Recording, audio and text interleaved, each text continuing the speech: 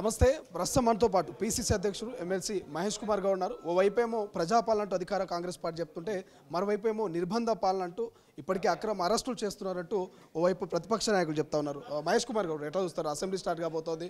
ఓవైపు ఏమో మీరు విజయోత్సవాలు చేస్తూ ఉంటే ప్రతిపక్షాలేమో అక్రమ అరెస్టులు అంటా ఉంది, నిర్బంధ పరిపాలన అంటుంది. సో ఏది వాస్తవం? ప్రతిపక్షాలు బట్టగాల్చి పైనేసి ప్రయత్నం చేస్తూ ఉన్నాయి. నేను మీ ద్వారా స్పష్టంగా చెప్పదలుచుకున్న 10 ఏళ్లలో నిర్బంధ పాలన ఈ రాష్ట్రంలో జరిగిందా లేదా? మాలాంటి కాంగ్రెస్ నాయకులు ఎన్ని వందల మార్లు మీరు అవజర్స్ చేశారు. నేరేళ్లలో ఇసుక లారీలతో తొక్కించి చంపేస్తాయి. మీరా కుమార్ లాంటి మాజీ స్పీకర్ పోతనంటే ఎందుకు ఆంక్షలు విధించినారు? కేటీఆర్ గారు సిరిసిల్లకు పోయిన ప్రతిసారి 24 గంటల ముందు 12 గంటల తర్వాత అరెస్టులు ఎందుకు జరిగినాయి? ఇవన్నీ నిర్బంధ పాలనకి సూచికలు కదా. కేసీఆర్ పర్యటన పోతే అరెస్టులు, కవిత గారు పర్యటన పోతే అరెస్టులు. ప్రజాస్వామ్య స్వేచ్ఛ లేకుండా 10 ఏళ్ళ నిర్బంధ పాలన జరిగింది. ఆ సంఖ్యల నుంచి పోయిన సంవత్సరం డిసెంబర్ 3న ప్రజలు ఆ సంఖ్యల ప్రభుత్వాన్ని పారదోలి మాలాంటి ప్రజాపాలన తీసుకొచ్చారు. ఒక్క హౌస్ అరెస్ట్న చేసామా 1 ఇయర్లో? మేము మీకు ప్రజాస్వామిక స్వేచ్ఛ ఇస్తున్నామని కదా ఇష్టమిచ్చినట్టు మాట్లాడుతూ ఉన్నారు. కౌశిక్ రెడ్డి వాడిన భాష ఏమిటి? కేసీఆర్కి లేదా మందలించే అవసరం? ఏ రకమైన భాష మాట్లాడతాడు? ఆ రకంగా భాష మాట్లాడిన వ్యక్తి ఇంటికి వెళ్ళి హరీష్ రావు ఏ రకంగా రగడ చేస్తాడు? పోలీసు అధికారుల్ని విధులు చేయకుండా ఏ రకంగా అడ్డుకుంటారు మీరు? ప్రజాస్వామిక స్వేచ్ఛ ఉంది, ధర్నా చౌకులు ఉన్నాయి, మీరు వెళ్ళి ధర్నా చేయండి. నిజంగా సమస్య ప్రాముఖ్యం నేను కూడా వస్తాను. ఇది అంబేద్కర్కు నివాళులర్పిద్దామని పోతే మమ్మల్ని అక్రమ అరెస్టులు అయిందని అంటున్నారు. ఎవరు అంబేద్కర్ నివాళులర్పిస్తే ఎవరు అరెస్ట్ చేయరు? అంబేద్కర్ స్టాచ్యూ దగ్గర కూర్చొని ధర్నా చేస్తారంటే అరెస్ట్ చేసి ఉంటారు. మీరు ధర్నా చేయాలంటే ధర్నా చౌక్ ఉంది. ఏది ధర్నా చౌక్? మీరు ఎత్తేసిన ధర్నా చౌక్. కోర్టు మళ్ళీ నెలకొల్పిన ధర్నా చౌక్. మేము స్వేచ్ఛగా ఉండాలని చెప్పుకుంటే ధర్నా చౌక్లో చేయండి ధర్నాలు.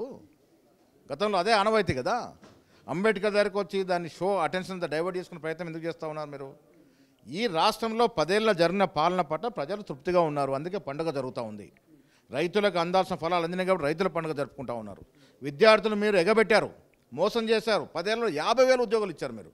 మేము 9 నెలల్లో 50,000 ఉద్యోగం ఇచ్చాం. ఇలా 57,000 చిల్లర ఉద్యోగాలు ఇచ్చిన ఘనత కాంగ్రెస్ పార్టీది. మరి మీకు మాకు తేడా ఉందా లేదా? 10 ఏళ్ళలో మీరు ఎంత ఇస్తే మేము 1 సంవత్సరంలో అంత ఇచ్చినాము. రైతు బంధు, రుణమాఫీ మీరు చేసిన దానికన్నా, మీరు 10 ఏళ్ళలో చేసిన దానికన్నా 1 సంవత్సరం ఎక్కువ చేసి చూపించినాము. మరి మీకు మాకు తేడా ఉందా లేదా? గత ప్రభుత్వానికి ఇప్పుడు ప్రజాపాలనకి చాలా తేడా ఉంది. ప్రజలు సంతోషంగా ఉన్నారు. వీళ్ళు ఏంటంటే ఈ సంతోషాన్ని కొంత డిస్టర్బ్ చేయడానికి నానా యాగి చేసే ప్రయత్నాలు భాగంగా అరెస్టులు కథాకారకని నటకని తెరదీశారు. ప్రజలు నమ్మరుగాక నమ్మరు. ఈ రాష్ట్రంలో బీఆర్ఎస్ పార్టీ నూకలు చెల్లిపోయినాయి.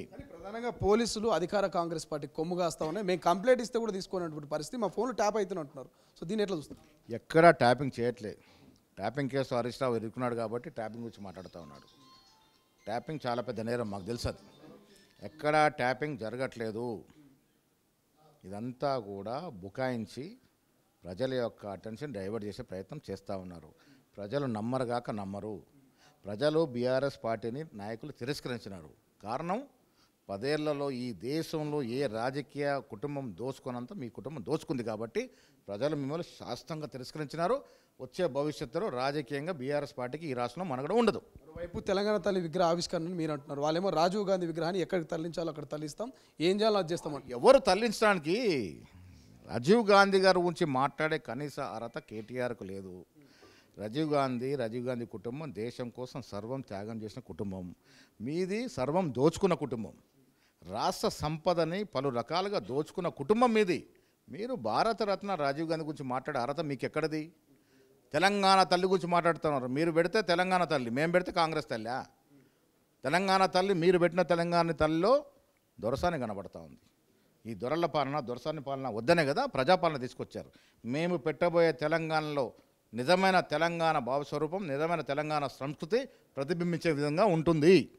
ఏడాది అయింది, మంత్రివర్గ విస్తరణ లేదు. ఓవైపు విద్యాశాఖను ప్రతిపక్షానికి అప్పచెప్పాలంటూ ఆర్ఎస్ ప్రవీణ్ కుమార్ చెప్తున్నారు. అంటే విద్యా వ్యవస్థను ఏమైనా అస్తవ్యస్తం చేస్తుందా కాంగ్రెస్ ప్రభుత్వం? ప్రవీణ్ కుమార్ గారు నాకు మంచి మిత్రుడు. అసలు ఆయన ఒకటి చెప్పాలా, 8 ఏళ్ళు 9 ఏళ్ళు ఆ శాఖలో, ఒకే శాఖలో కార్యదర్శిగా ఏ రకంగా కొనసాగినాడు? ఎవరు వెసులుబాటు వల్ల? కేసీఆర్ వెసులుబాటు కదా. ఆ కేసీఆర్ కోసమే కదా వారు బీఆర్ఎస్ పార్టీకి పోయినారు, మళ్ళీ ఎన్నిక వచ్చినారు. సో ఈ రకంగా మాట్లాడితే ప్రవీణ్ కుమార్ మీద ఉన్న గౌరవం పోయే అవకాశం ఉంది. సో మాట్లాడకుంటే మంచిది. చివరిగా ప్రతిపక్ష నేత ఒక ఎమ్మెల్సీ, బీఆర్ఎస్ ఎమ్మెల్సీ మీ మంత్రి కొండా సురేఖ మీద అనుచిత వ్యాఖ్యలు చేసిండు. సో అటువంటి వ్యక్తి మీద యాక్షన్ తీసుకునే అవకాశం ఉందా? ఎవరి మీద అన్పార్లమెంటరీ లాంగ్వేజ్ వాడినా, అనుచిత వ్యాఖ్యలు చేసినా, అది మా పార్టీ వారైనా ఉపేక్షించము. కాంగ్రెస్ పార్టీ సంస్కృతి అది కాదు. గతంలో కొండా సురేఖ నోరు జారితే కూడా క్షమాపణ చెప్పించినట్టు పరిస్థితి. ఇది కాంగ్రెస్ పార్టీ సంస్కృతి. భాష చాలా ఇంపార్టెంట్ రోల్ ప్లే చేసేది రాష్ట్రంలో. కేసీఆర్ ముఖ్యమంత్రి అయిన తర్వాత భాష మొత్తం దిగజారిపోయింది. దాన్ని మళ్ళీ పునరుద్ధరించే ప్రయత్నం కాంగ్రెస్ పార్టీ చేస్తాం. అన్ని చర్యలు ఉంటాయి. Thank you so much. ఇది సో అనుచిత వ్యాఖ్యలు చేస్తే మా పార్టీ అయినా ఇతర పార్టీ అయినా ఖచ్చితంగా చూస్తూ ఊరుకోము, ఖచ్చితంగా యాక్షన్ తీసుకుందామంటూ కూడా పిసిసి అధ్యక్షులు మహేష్ కుమార్ గౌడ్ చెప్తున్నటువంటి పరిస్థితి. మరోవైపు సో ఇప్పటికే అటు ఆర్ఎస్ ప్రవీణ్ కుమార్ కావచ్చు, ప్రతిపక్షాలు కావచ్చు, కేవలం విమర్శలు చేస్తున్నాయి, నిర్బంధం అంటున్నారు. సో ఇవన్నీ కూడా విమర్శలు మాత్రమే. ఏడాది పరిపాలనని ఓర్చలేక ప్రజలని ఎట్లాగైనా రెచ్చగొట్టి ప్రజల్లో వ్యతిరేకత తీసుకురావడానికి ఈ రకమైనటువంటి కామెంట్ చేస్తున్నారంటూ ఇక పిసిసి అధ్యక్షులు మహేష్ కుమార్ గౌడ్ చెప్తున్నటువంటి పరిస్థితి. కెమెరా పర్సన్ సతీష్తో శ్రీశైలం, గాంధీ భవన్. అసలైన తొలి వెలుగు. ఫాలో వాట్సాప్ @తొలి వెలుగు official.